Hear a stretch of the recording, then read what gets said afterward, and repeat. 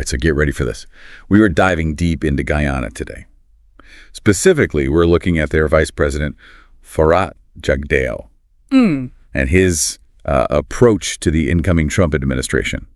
Now I've got this article from news source Guyana, and it's not your typical like diplomatic, playbook, right? Jagdeo's taking a really, really aggressive stance. Yeah, it is. It's definitely unusual, to say the least. I mean, usually incoming administrations get like a grace period, a chance to kind of get settled in. But Jagdeo he's coming out swinging, ready to debunk the lies. I'm quoting him directly there about his government. So, those are fighting words. Yeah, it's aggressive. So it really makes you wonder, like, what's the context here? Why this urgency? Well, I think for starters, this isn't just about building relationships with the new U.S. administration, right? Jagdeo is targeting very specific narratives about his government, claims of racism, corruption, incompetence, even, mishandling of oil revenue. Yeah. He's basically saying that these are all, narratives that are being pushed by the political opposition in Guyana. And he's not holding back at all. He even names Burke and others as being involved. So who is this Burke, and why is he being singled out like that? That's a great question. I mean, it really suggests that there are some, pretty serious political rivalries, maybe even personal vendettas at play here. Burke is likely a key figure in the Guyanese opposition, and Jagdeo seems very intent on, discrediting him, especially in the eyes of the U.S. So with all of this, what's Jagdeo really hoping to achieve? Is this just about, damage control, or is there, some larger strategic play here? Well, the article mentions a few objectives. Countering those negative narratives is, definitely a top priority. But Jagdeo is also aiming to strengthen the U.S.-Guyana partnership, and he wants to build on the ties that were, kind of established during Trump's previous term. So he clearly sees some kind of opportunity here. And that's where it gets really interesting. So how might U.S. priorities align with Guyana's? What does each side, stand to gain? What do they stand to lose? We know that Trump's foreign policy in the past was very transactional. So what does Guyana have to offer that would fit into that framework? Right. That is the million-dollar question. And it's made even more complicated by the fact that Guyana is facing increasing scrutiny on those very issues that Jagdeo is trying to downplay. We're talking corruption and discrimination. And it's important to note that these concerns, they aren't just coming from, the political opposition within Guyana. There's definitely, international attention as well. So Jagdeo's in a tough spot. He's on the defensive trying to, control the narrative, but these allegations aren't going away. So what are some of the specific examples of this corruption or discrimination that have been raised? Yeah. Okay, so the article doesn't really delve into specific incidents. But we can get some insights by looking at, Guyana's political landscape and their recent history. This isn't happening in a vacuum. Guyana has a long history of struggling with ethnic tensions, primarily between the Indo-Guyanese and the Afro-Guyanese communities. And this division is really deeply intertwined with the whole political system. So you're saying that like the two main political parties are basically split along racial lines. Exactly. You have the People's Progressive Party, which is largely supported by Indo-Guyanese, and then you have the People's National Congress, which draws most of its support from Afro-Guyanese. So unfortunately, this dynamic has created this breeding ground for accusations of discrimination and preferential treatment, often tied to government contracts, resource allocation, even, access to basic services. So it's not just some kind of, abstract political difference. This is about people's, real lived experiences and the consequences of these divisions. Precisely. And then when you throw the recent oil boom into the mix, things get, even more complex. Guyana's oil wealth has the potential to transform the country, but it also, raises the stakes for everybody involved. There's a lot more to gain and also potentially a lot more to lose. And that can exacerbate those existing tensions and create, new avenues for corruption. Sounds like a recipe for trouble. So how has the international community responded to all of this? Well, there's definitely been increased scrutiny from international organizations and foreign governments. Transparency International, for example, they've highlighted concerns about Guyana's governance and its, vulnerability to corruption. And the U.S. State Department has also raised issues related to discrimination and human rights. So these aren't just, internal squabbles. This is, attracting global attention. And that puts, even more pressure on Jagdeo to address these head on. So what has his government's response been so far? They've largely dismissed the allegations. As you know, politically motivated attacks, orchestrated by the opposition to undermine their legitimacy. and scare off foreign investment. They often point to their, economic track record and, their efforts to improve social services as kind of evidence of their commitment to, the well-being of all Guyanese. But it sounds like they're struggling to convince everyone, and now they're facing this new U.S. administration that might be, more receptive to these criticisms, especially, with the Biden administration. Yeah. And the focus on democracy and human rights. Yeah, that's the wild card here. Trump's foreign policy was very much driven by economic interests and personal relationships. So it remains to be seen how the Biden administration will approach Guyana, but they've already signaled a much greater emphasis on values and principles in their foreign policy. And this could create some real friction if they perceive Jagdeo's government as, not doing enough to address these concerns. So Jagdeo's gamble is even riskier than we thought. He's not just trying to, manage perceptions. He's navigating a shifting geopolitical landscape and a new set of priorities in Washington. It's a very delicate balancing act. He needs to defend his government's record while also acknowledging, the legitimacy of some of these concerns. And he needs to do it in a way that, resonates with the Biden administration without appearing weak or compromising Guyana's sovereignty. Yeah, it's a tough needle to thread.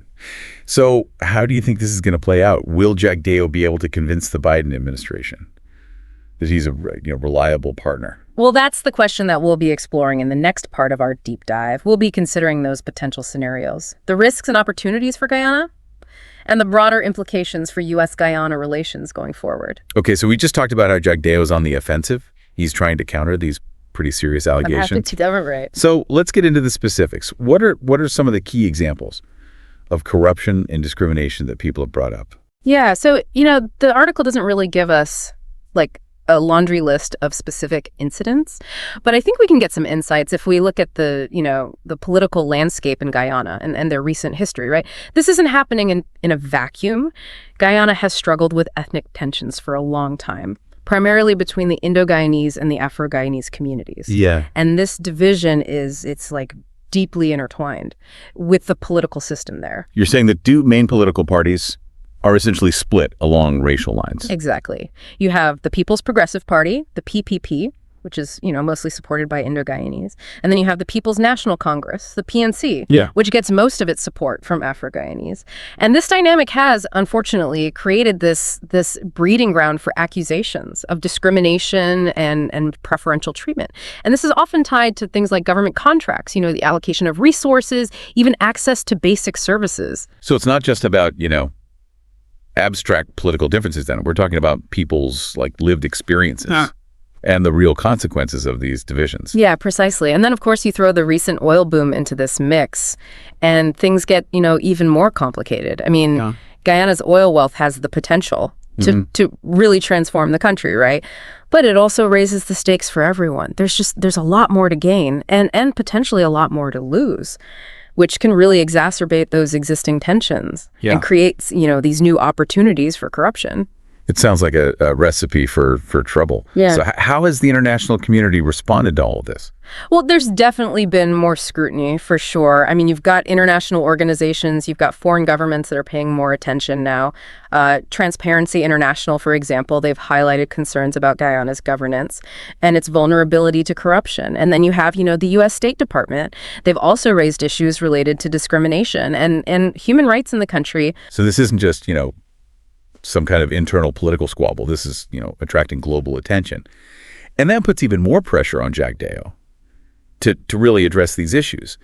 So what has his government's response been so far? So far, they've mostly dismissed the allegations as, politically motivated attacks. They say that the opposition is orchestrating all of this to undermine their legitimacy and to scare off foreign investment. They often point to, their economic track record and their efforts to improve social services as evidence that they're committed to, the well-being of all Guyanese. But it doesn't sound like they're really convincing everyone. And now they've got to face this new U.S. administration that might be, a little more receptive to these criticisms, especially given, the Biden administration and their focus on democracy and human rights. Yeah, that's the real wild card here. I mean, we know that Trump's foreign policy was driven by, largely economic interests and personal relationships. So it's tough to say how the Biden administration is going to approach Guyana. But they've already made it clear that they're going to be putting a greater emphasis on values and principles in their foreign policy. And that could, create some real friction if they think that Jagdeo's government isn't doing enough to address these issues. So Jagdeo's gamble is even riskier than we first thought, right? He's not just trying to manage perceptions. He's trying to navigate this, this shifting geopolitical landscape and this whole new set of priorities in Washington. It's a delicate balancing act for sure. He has to defend his government's record, but he also needs to acknowledge that some of these concerns are legitimate, and he has to do it in a way that, resonates with the Biden administration, but without appearing weak or compromising. Guyana's sovereignty. Yeah, it's a tough needle to thread. So how do you think this is going to play out? Do you think that Jagdeo will be able to convince the Biden administration that he's, a reliable partner?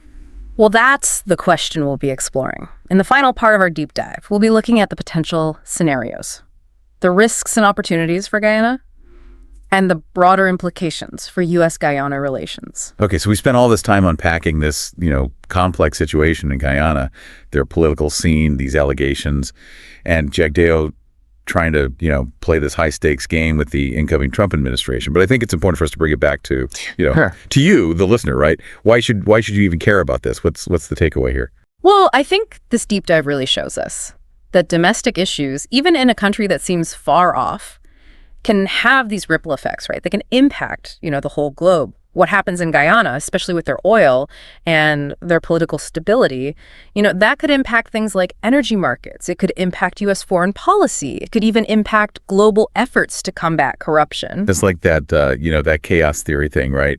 A butterfly flaps its wings in Guyana and it causes a storm, somewhere else. Exactly. And I think this case specifically highlights how important it is to really understand the nuances of countries like Guyana. They are becoming more and more influential on the world stage, especially as we discover new resources and those global power dynamics shift. So it's not really an option to just ignore what's happening in these places, right? We have to pay attention. We have to, yeah. Understand what's at stake and think critically about the information we're getting. Absolutely, yeah. And that's really where I think the value of a deep dive like this comes in. It's all about connecting those dots, seeing the bigger picture, and recognizing how interconnected our world really is. So what are some of the potential scenarios here? What should we be watching for as this story develops? Well, on the one hand, Jagdeo could be successful in, charming the Trump administration. Maybe he secures some favorable trade deals, attracts more U.S. investment, and effectively silences those critics, right? This could, really solidify his power within Guyana, but it could come at the expense of, democratic norms and accountability. But what about the flip side? Right. So on the other hand, the Trump administration might not be so easily swayed if they, see Jagdeo's government as corrupt or untrustworthy. They could impose sanctions, withhold aid, or even, support opposition groups. And that would put a lot of pressure on Jagdeo and could potentially lead to more instability in Guyana. So there's a lot riding on this. It's not just about Jagdeo. It's about the future of Guyana and its people. It really is. And it's a good reminder that international relations are rarely black and white. There are always these shades of gray. You have competing interests, unintended consequences. It's fascinating, but it's also a little daunting, isn't it? I mean, we've barely scratched the surface, and there's so much more to explore here. Yeah, but that's the beauty of a deep dive, right? It sparks our curiosity, it makes us ask new questions, and it encourages us to keep learning. So to our listeners, we say this: don't let this be the end of your exploration. Dig deeper into Guyana's history, their political system, their ethnic divisions. Look beyond the headlines. Seek out, different perspectives. Yeah, because the more informed you are, the better equipped you'll be to understand, the world around you and the forces that shape it. And who knows, right? Maybe you'll uncover something we missed. Maybe you'll connect a dot that leads to some whole new insight. That's the power of knowledge, and that's what the deep dive is all about. So thanks for joining us. I keep